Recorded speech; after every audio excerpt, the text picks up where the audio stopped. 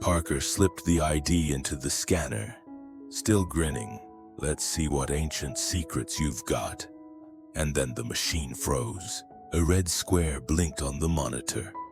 The system stuttered, whirring like a dying fan, before displaying a symbol that neither soldier recognized, a black triangle inside a golden circle.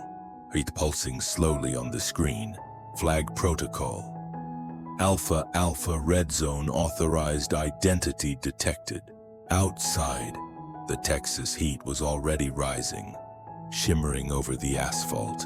She paused for a second on the hospital steps, taking in the steady stream of cars pulling into the VA medical center. She'd been through these doors hundreds of times as a patient. But today was different. Today, she was carrying secrets no one else in that building would ever believe. She stepped up to the security checkpoint where two young soldiers manned the scanners. Parker, barely out of basic training, had a freckled face and an eager grin. Lewis, his partner, looked older but carried himself with the cockiness of someone who thought he'd seen it all. Morning, Parker said, and giving her a polite nod. ID. Please. Rebecca dug into the inside pocket of her battered bomber jacket and produced a military ID so old the plastic had yellowed around the edges. Parker took it. Squinting, "Whoa," Lewis blurted, leaning over his shoulder. "Is this even real? I didn't know they made IDs like this anymore. Looks like it came out of a museum." Rebecca raised one brow. "That's government issue. Someone. Sonna. Treat it with respect." Lewis laughed, unfazed. "No offense. But this thing's practically from the Stone Age." Parker slipped the ID into the scanner. "So this..." Still grinning. "Let's see what ancient secrets you've got." And then the machine froze. A red square blinked on the monitor. The system stuttered, whirring like a dying fan, before displaying a symbol that neither soldier recognized, a black triangle inside a golden circle, repulsing slowly on the screen. Flag protocol Alpha. Alpha red zone authorized identity detected. Lewis's smile vanished. Parker. Parker swallowed. I didn't do anything." Alarms erupted in the lobby. Sirens wailed. Lights flashed red, and steel security doors slammed shut around the perimeter. Patients and staff ducked in confusion. Within seconds, the quiet hospital turned into a fortress. Lewis stared at Rebecca, suddenly pale. "Ma'am, who the hell are you?" Rebecca shrugged. "Guess you'll find out." A group of soldiers poured in from a side hallway. Then, weapons drawn, led by a woman in crisp fatigues and a glower that could cut steel. Her name was Sergeant Carla Delaney, a seasoned officer whose hair was pulled into a perfect bun. She barked. "Status." Lewis stammered. The scanner picked up something. "We don't know what it means." Delaney grabbed the ID and stared at the glowing symbol still rotating on the screen. Then she turned on Rebecca. "Ma'am, are you carrying any weapons?" Rebecca shook her head. "Nope." "Are you a threat to national security?" Rebecca tilted her head. "Depends who you ask." Delaney clenched her jaw. "Take her to Secure Room Bravo." Rebecca lifted her hands as two MPs flanked her. "No need for cuffs." "Kids, I'm not going anywhere." The soldiers hesitated, unsure whether to treat her as a prisoner or a VIP. Delaney leaned closer. "Ma'am, that scanner is reserved for the highest security protocols in the country. Why the hell did it go off for you?" Rebecca offered a cool smile. Means I'm not here by accident. Delaney didn't look convinced. We'll see about that. Inside the secure room Bravo, a windowless, steel-walled chamber, Rebecca sat in a metal chair, hands folded neatly in her lap.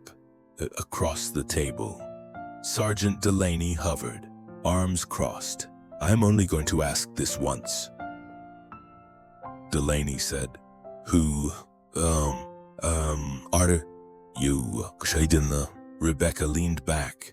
Name's Rebecca Nolan, a retired Air Force, served with the 39th Recon Wing, a Special Operations Division. Delaney blinked. That unit's been disbanded for 20 years. Yep. Rebecca said, for a reason. Before Delaney could respond, an intercom crackled overhead. Confirm Alpha 5 clearance. Subject to be held with full courtesy protocols. Do not detain. Delaney's eyes widened. Alpha 5. That's White House level clearance. Rebecca winked. Told you. Moments later, the door opened, and in strode Colonel Meredith Stone, a woman in her late 40s with a crisp uniform and the air of someone accustomed to giving orders. Sergeant, Stone said sharply. Thank you. I'll handle this from here. Delaney saluted and stepped out, shooting one last look of confusion at Rebecca. Stone sat down opposite Rebecca, exhaling. It's been a long time. Nolan. Rebecca tilted her head. Still running the same circuits. I see. Stone sighed. We thought you were off the grid. You're one of 6 agents who were part of Project Echo Zero. 2 are dead. E2 disappeared. One's locked away in a psychiatric ward, and now you show up here. Rebecca's eyes turned somber. Guess that makes me the last one standing. Stone leaned forward. Tell me why you're here. Rebecca's voice dropped to a whisper. Because something's moving again. The same people who tried to bury Echo Zero, they're back. And they're closer to finishing what they started. Stone clenched her fists. What do you have? Rebecca reached into her jacket and pulled out a small drive, sliding it across the table. Everything you need to know. Names, accounts, operations. You've got a mole high up. Colonel. Stone swallowed hard. How high up? Rebecca hesitated. Joint Chiefs. Maybe higher. For a moment, the room seemed to shrink around them. Hours later, the lockdown was lifted, and Rebecca was escorted out of secure room Bravo. She walked past Parker and Lewis, who were now scrubbing the lobby floors as punishment for the security fiasco. Lewis glanced up, cheeks red. Ma'am, I'm sorry. I didn't mean any disrespect. Rebecca gave him a faint smile. Son, you learned this in the service real quick. Respect's not about who's got stars on their collar. It's about knowing when to keep your mouth shut. Parker muttered, Yes, ma'am? Rebecca nodded once, then disappeared through the hospital doors into the bright Texas sun. In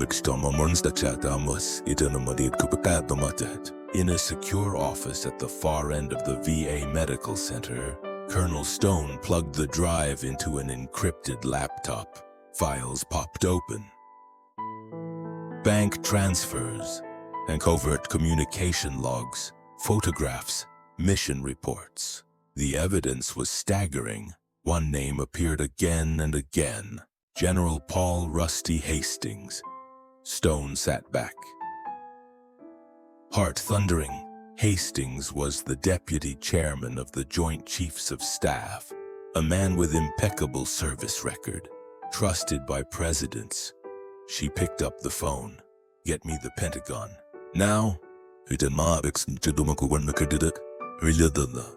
meanwhile, Rebecca sat alone on a park bench across from the medical center, staring out at a row of live oaks swaying in the breeze. She pulled a small, battered notebook from her pocket and flipped it open. Inside were names, dates, codes only she could decipher. A voice cut through her thoughts. You really think they'll believe you? Rebecca didn't look up. It doesn't matter if they believe me. The truth's still the truth. The voice belonged to a man in a dark suit who'd materialized beside her, as if conjured from thin air. His name was Ethan Grant, a CIA liaison she'd once worked with in Somalia. Rusty Hastings has half the Pentagon eating out of his hand. Ethan said quietly, "If you go after him, you'll be signing your own death warrant." Rebecca closed the notebook. I've been living on borrowed time since '93. Ethan exhaled. You sure about this? Bex. Positive. Then you'd better disappear again, because they'll come for you. Rebecca stood, eyes sharp. Let them try.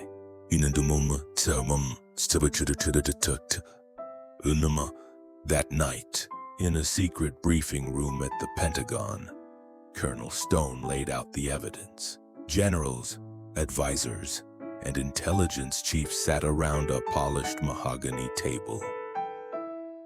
Grim-faced, ladies and gentlemen, Stone said, voice trembling only slightly.